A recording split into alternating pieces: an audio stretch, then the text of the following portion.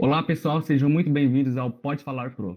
É um programa desenvolvido pelo PET da Engenharia Civil da UEM, em parceria com os professores do Departamento de Engenharia Civil, onde tem como objetivo melhorar a relação dos acadêmicos com os professores, além de realizar entrevista para vocês conhecerem mais sobre cada um deles.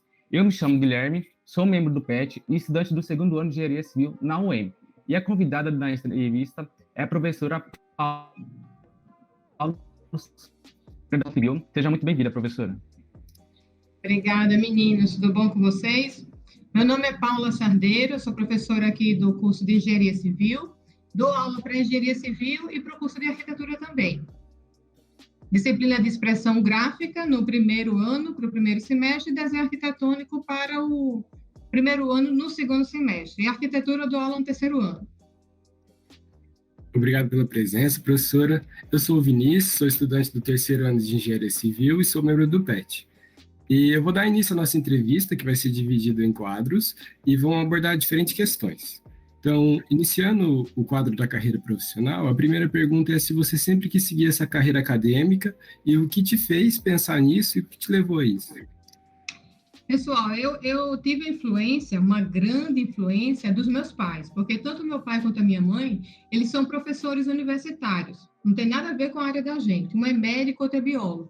Mas eu vi aquela rotina, aquele dia a dia, e fui me apaixonando aos poucos, então isso influenciou bastante em eu estar hoje sendo professora. Que bacana. E o que fez você escolher a UEM, assim, a universidade? Olha, Vinícius, a UEM, assim, a gente ouvia falar, né, porque eu não sou daqui, eu sou de Maceió, né? Então, a UEM, a gente já, mesmo sendo distante, Maceió, a gente já ouviu falar como uma universidade, assim, boa, né? Uma dos melhores do país. Então, eu não conhecia nem a UEM e nem conhecia Maringá, a cidade. Mas aí eu estava fazendo pós em São Carlos, interior de São Paulo. Eu estava fazendo o meu mestrado na USP e depois eu fiz o meu doutorado. Quando eu estava concluindo meu doutorado na Unicamp, surgiu o concurso aqui, porque a gente entra na UEM através de concurso. Então, surgiu o concurso e, coincidentemente, surgiu para mim e para o meu marido. Então, é difícil a gente quando já está casado, conseguir, né, na mesma instituição, no mesmo local, né, marido e mulher. E a coincidência é que aqui em Maringá abriu na mesma época que quando a gente estava concluindo o doutorado, surgiu para mim e para ele. Aí a gente fez e a gente passou. Mas eu nem imaginava vir morar na região sul, gente. Que legal. Você falou um pouco da Federal de São Carlos, aí eu queria saber um pouco também qual foi a sua formação, assim, por onde você passou? Eu fiz arquitetura e urbanismo na Universidade Federal de Alagoas. Aí, quando eu estava lá, quando eu concluí, me formei, eu queria fazer mestrado, porque se a gente quer ser professor, a tendência é a gente fazer o mestrado, a pós-graduação, né, fazer o mestrado, em seguida fazer um doutorado, né? E lá na minha universidade, lá na UFAL, não tinha o que eu queria fazer em conforto ambiental. Porque lá não tinha, aí lá em Maceió ainda estava um pouco restrito, ainda não tinha uma pós-graduação na época que eu me formei. Hoje em dia não, está muito forte. Mas na época que eu me formei não tinha, e eu queria fazer em conforto ambiental. Por que conforto? Porque eu tinha faltando, entendeu? É como se você passasse pela graduação e ficasse, aquilo ali ficou faltando alguma coisa, eu preciso aprender um pouquinho mais. Aí, na época, tinha pós-graduação no que eu queria fazer em conforto ambiental, no Rio de Janeiro, em São Paulo, Porto Alegre e São Carlos, interior de São Paulo. Aí, em Porto Alegre, eu fiquei com medo do frio, né? Imagina, eu lá de Maceió e para Porto Alegre. Rio e São Paulo, eu achava assim, o Rio eu achava só via violência na televisão, né? São Paulo é tudo muito longe, né? Eu ia viver de bolsa também. Eu fiz, eu vou partir para São Carlos, interior de São Paulo, é uma cidade pequena, né? Lá tem a USP, é uma instituição boa. Vou tentar lá, né? Que a gente faz todo o processo de seleção para entrar no mestrado. Fiz o meu mestrado lá na USP de São Carlos, adorei a cidade, né? Uma cidade que tem o FISCAR, que é a federal, e tem USP, né? Então é movida por estudantes lá. Adorei. Quando eu estava concluindo, eu queria fazer o meu doutorado, né? Aí eu fazia o doutorado, eu queria fazer em vidros.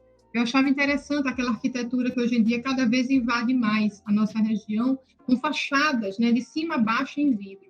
E na USP lá em São Carlos não tinha quem me orientasse na época. Aí foi aí que eu fui para a Unicamp. Eu fiz o mestrado na USP em São Carlos e o doutorado na Unicamp. E lá tinha o pessoal da engenharia que me orientou. Por isso que eu saí de Maceió, fui para São Carlos, depois fui para a Unicamp, e quando eu estava concluindo meu doutorado, surgiu o concurso aqui, a gente fez e passou. Por isso que a professora hoje está em Maringá. Que legal, Pro. E falando assim desse processo, qual foi o maior desafio assim de se tornar um professor? Ai, Vinícius, desafio tem vários, viu? Vai começando da gente deixar a família, né? Porque eu não tinha mestrado. Se eu queria ser professora, eu tinha que fazer mestrado e doutorado. E lá na época não tinha. Imagine você sair novo ainda, né? Que a gente sai novo. Acabei a minha graduação, eu tinha o quê? 22 anos. Imagina, você sai com 22 anos de casa, com toda a mordomia, e todo pai, mãe, irmãos, né, os amigos, e você vai sozinho para um canto. Eu fui para São Carlos, né? Então, o primeiro desafio começou aí.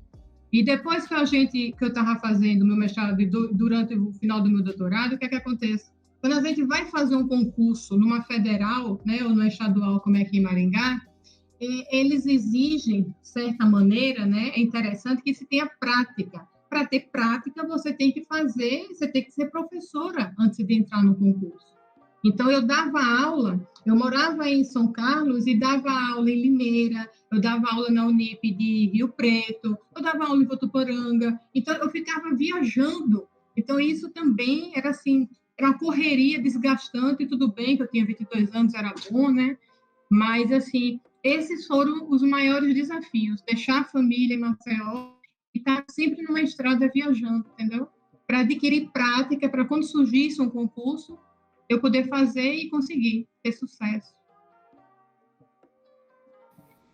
Que bom, professor, que deu tudo certo. E já que estamos falando sobre carreira profissional, agora vamos para o segundo quadro, que é a área de atuação. Como já foi dito, a sua atuação é na construção civil, mas o que te levou a escolher essa área e o que mais te chamou a atenção, né? Porque a engenharia civil, ela tem várias áreas, mas aí você escolheu a construção civil e o que mais te chamou a atenção. Isso, Gui. Quando eu cheguei aqui, a gente tem estruturas, né? Tem saneamento, transporte. O que me enquadrou, assim, o que me chamou a atenção foi porque eu fiz concurso para desenho, né? Aqui na UEM, desenho e conforto. Então, onde é que se enquadraria a questão de desenho e conforto? Então, seria na construção civil. E o meu doutorado também, que eu fiz na Unicamp, é em construção civil. Né? Então, assim, caiu direitinho, encaixou direitinho na área de construção civil. A gente, assim, que eu sou arquiteta, então aqui se enquadra mais para um arquiteto dentro da engenharia, seria, no meu caso, a construção civil. Certo. Puxando sobre o assunto de iniciação científica, queremos saber se você desenvolve projeto de pesquisa, PIC, BIC, e quais são suas linhas de pesquisa, caso desenvolva esses projetos. A gente está sempre desenvolvendo. A gente tem um grupo de pesquisa que até a gente está agora tentando fazer uma união, não só a gente aqui na UEM, né? Aqui a gente tem já um grupo formado, fixo, né, de conforto ambiental, mas a gente está fazendo agora um link, né, fazer um projeto guarda-chuva, que a gente chama, de não ficar restrito só na UEM. Então, a gente está tentando fazer um convênio, uma associação junto com os meus ex-orientandos lá da USP, da Unicamp e da PUC de Campinas. Então, são vários professores engajados para a gente fazer um projeto um pouco maior, e a gente envolve, sim, envolve os alunos do PIC, que a gente sempre tem, e os alunos do PIBIC, daqui da UEM. Como eles também envolvem os alunos de iniciação científica de cada instituição. E já que você falou nisso, qual que é o critério de seleção dos alunos?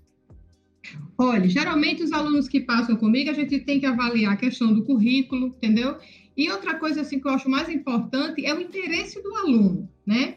Porque a gente vai desenvolver um projeto, então tem começo, meio e fim, então a gente tem que saber que a gente vai poder contar com aquele aluno no decorrer do todo o processo do projeto, né? É o mais importante, Guilherme. Uhum.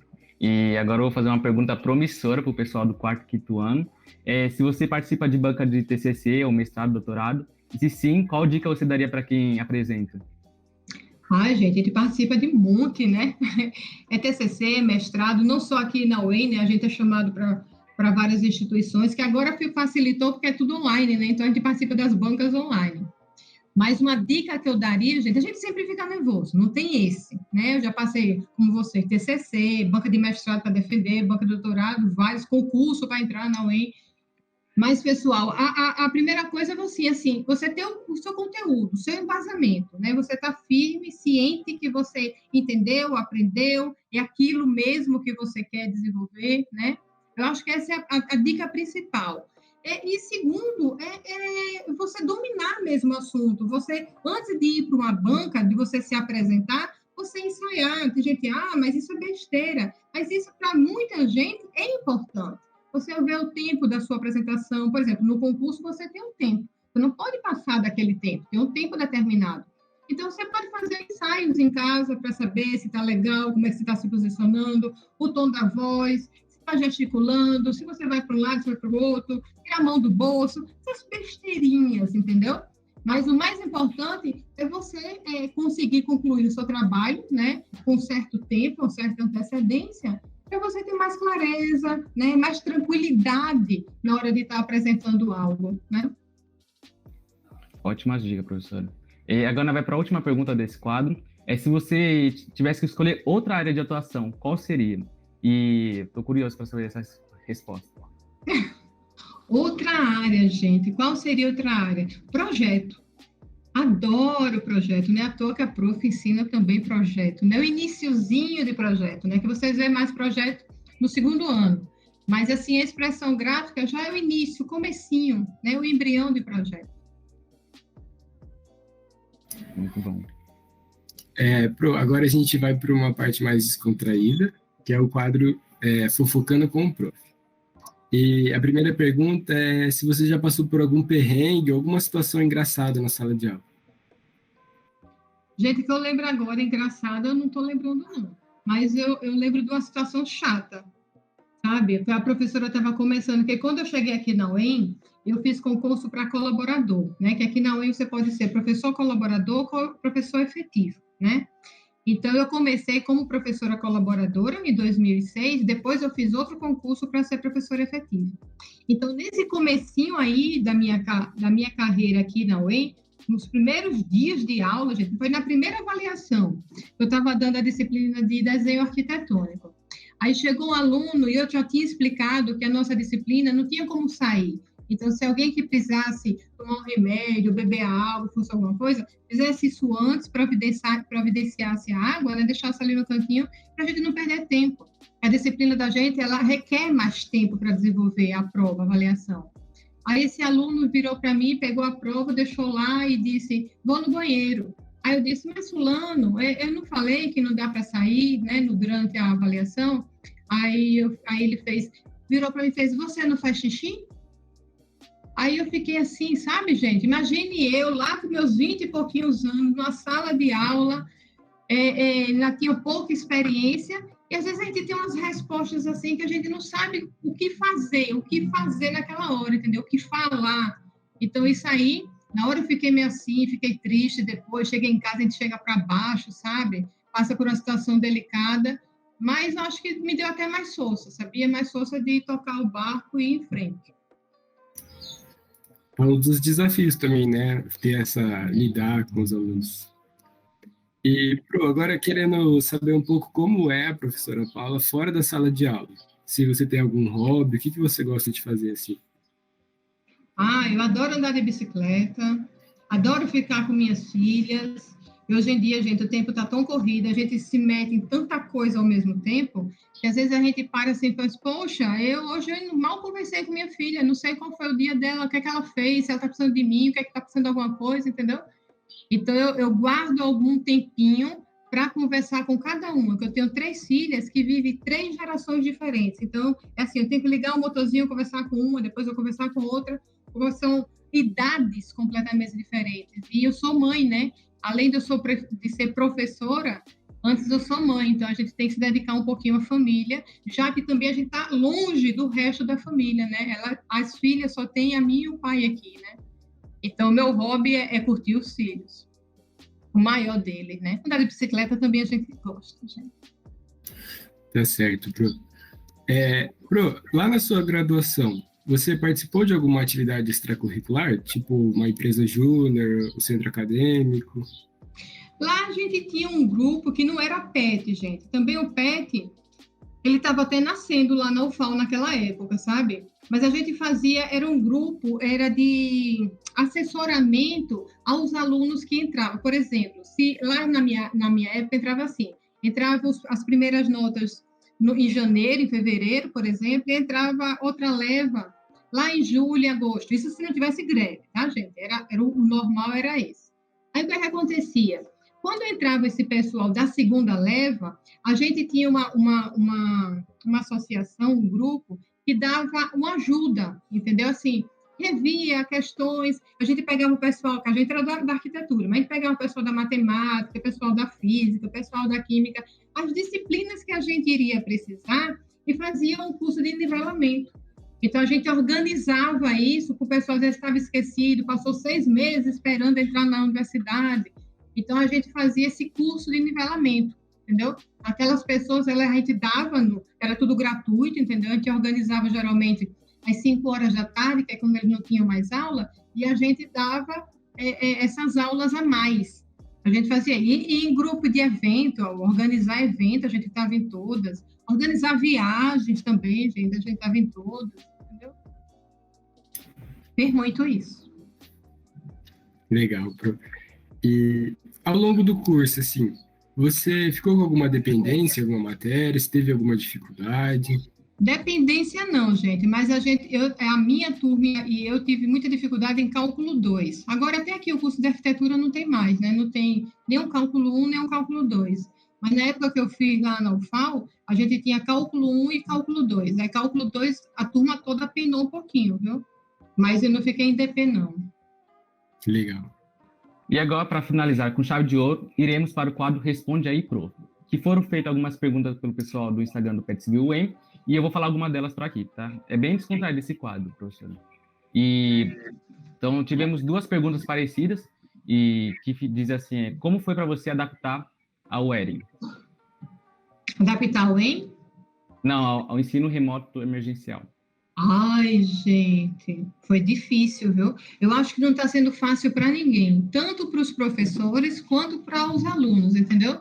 E ainda mais a disciplina que eu dou, porque a disciplina que eu dou é uma disciplina prática. A gente vai lá para o laboratório de desenho e a gente faz em cima da prancheta. Então, imagine fazer uma disciplina prática no sistema remoto. Mas a gente tentou. Eu gravei vídeos fazendo o exercício, né, para ver se vocês facilitavam, né, o aprendizado, o entendimento, né. A professora faz gesto, mímica, eu tento fazer de tudo, porque a gente tem que passar o conteúdo, mesmo a gente está vivendo essa fase difícil, né, difícil para ambas as partes, mas, pessoal, a gente tenta, mas eu acho que está acabando. Ano que vem a gente volta ao normal, né.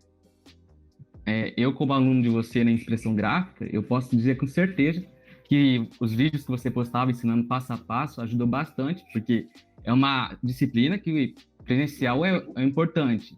E você conseguiu adaptar muito bem a isso e saiu muito bem. Todos os alunos fizeram as atividades, você tirava as dúvidas na hora e eu gostei muito. E a próxima pergunta é sobre o que você mais gosta de fazer, gosta em ser professora.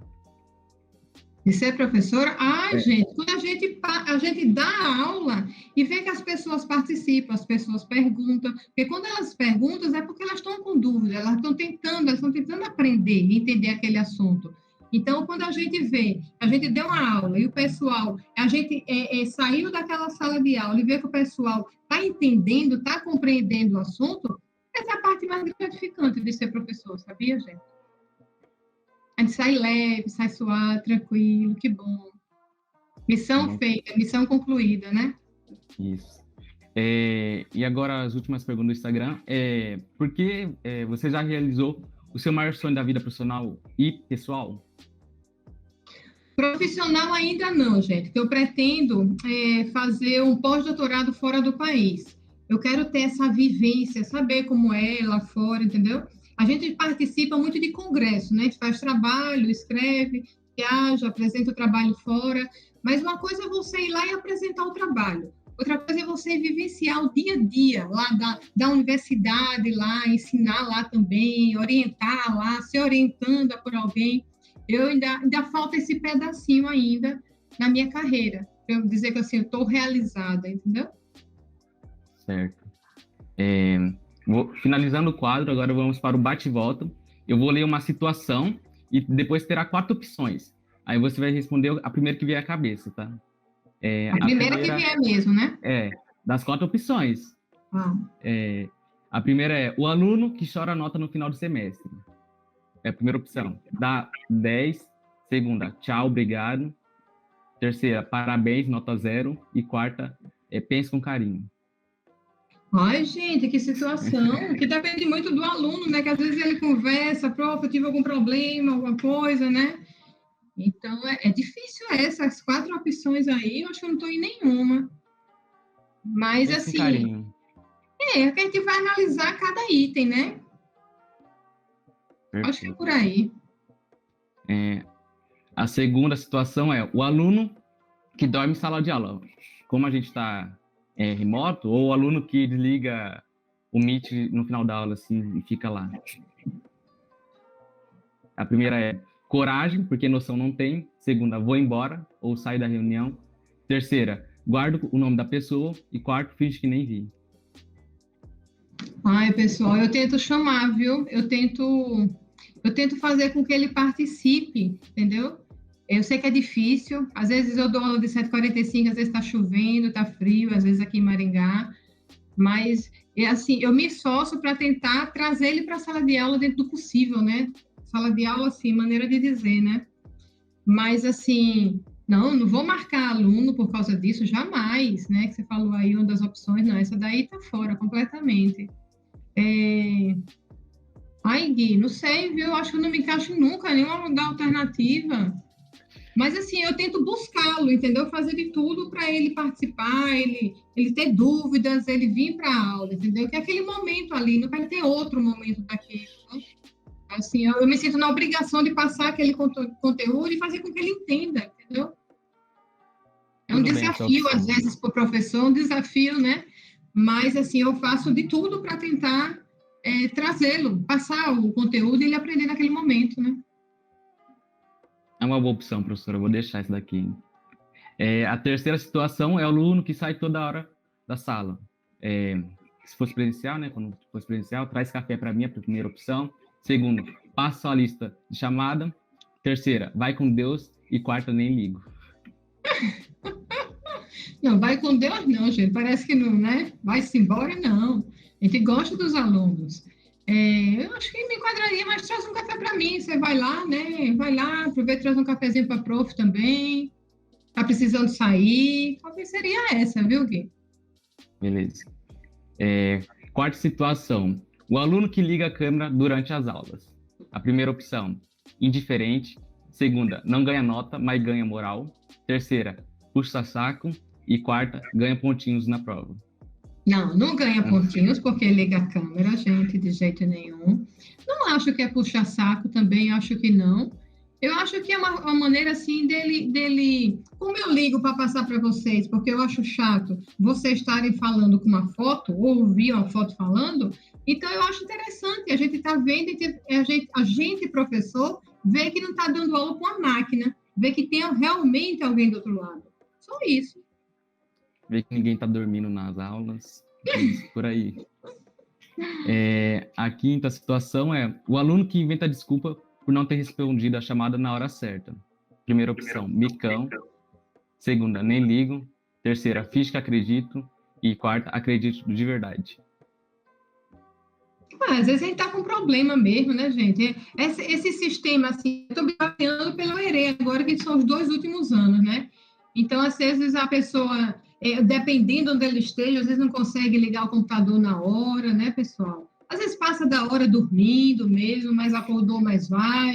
Então, ótimo, mesmo chegando atrasado, mas vá, é importante para a sua formação. Não, pagar mico, não, também não, sabe? Eu acho que eu não ligo, não, eu dou maior apoio, pode ir, entendeu? Eu acho importante ele ir, mesmo que não seja no começo, seja no meio, mas que vá, tá?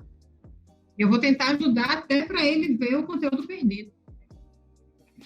Certo. Então, Pro, é isso. A gente agradece muito a sua conversa. A gente tem certeza que os alunos vão gostar, principalmente por, além de conhecer a sua formação e todo o seu processo até se tornar professora, também conhecer um pouquinho sobre você. Então, a gente agradece novamente a sua presença. Obrigado. Obrigada a vocês, gente, pelo convite, viu?